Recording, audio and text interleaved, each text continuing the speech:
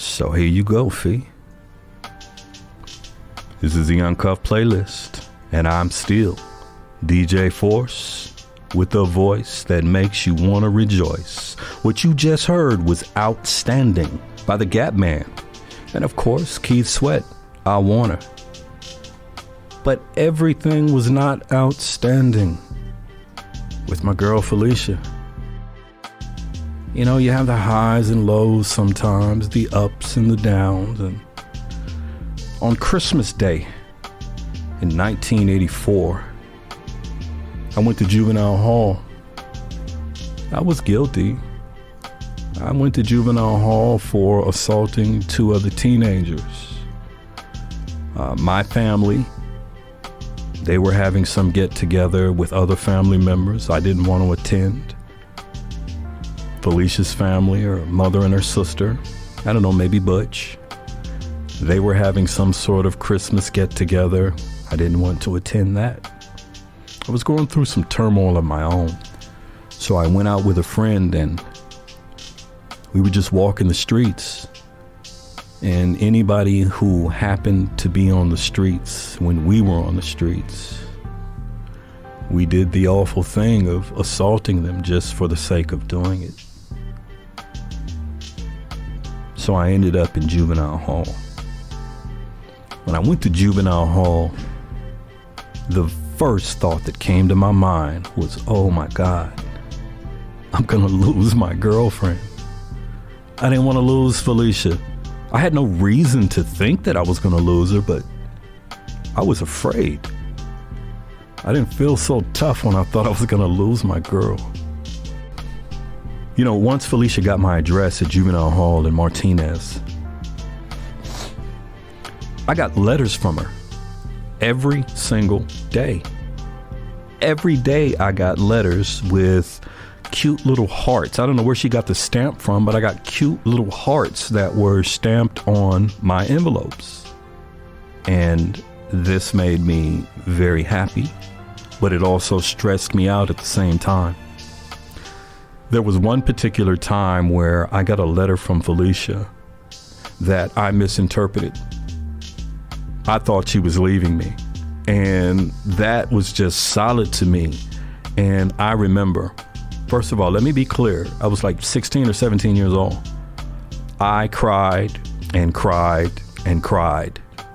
No, real tears, the type that roll down your cheeks and then hit the paper or the ground in front of you.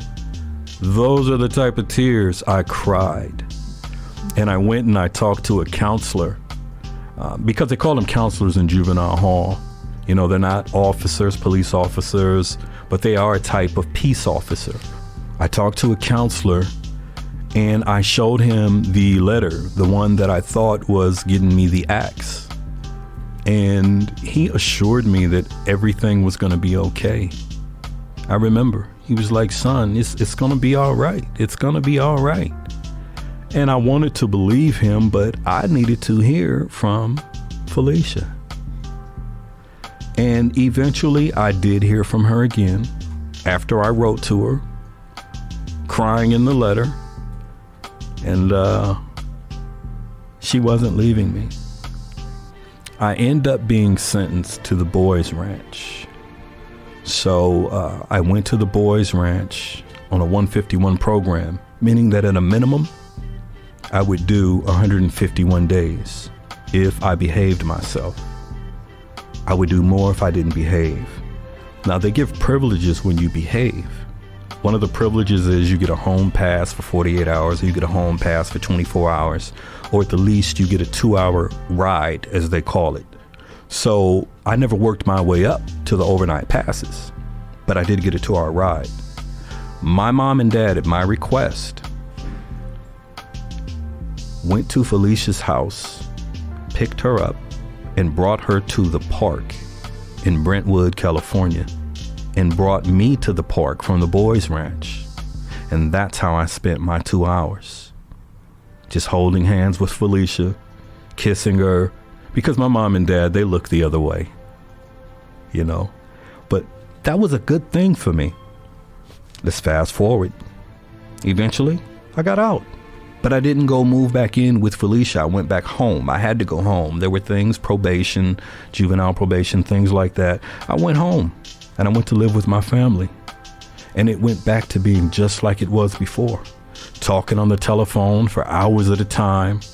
You know, the whole, you hang up. No, you hang up first. You know, we did all of that. We would go to sleep on the phone together, wake up, somebody snoring. And it was lovely for me. It was so lovely. At some point, we started having arguments. And I figured I knew a way to fix this. We hadn't been intimate yet, so I thought that would fix it.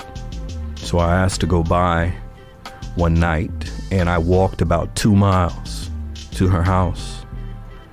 I took a little food in my pocket, threw some over the fence once I got to her house to remind Butch of who I was.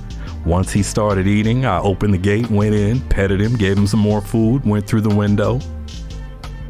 The red light was on.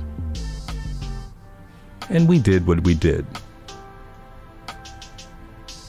That didn't help. We continued to argue days and weeks and months after. And to this day, I still don't know what we were arguing for. But what I do remember is that she broke up with me over the phone. It felt like for me the water had just run dry. You know, it makes me think of this next song by Boys to Men. Let's don't wait till the water runs dry. This is the Uncuffed Playlist.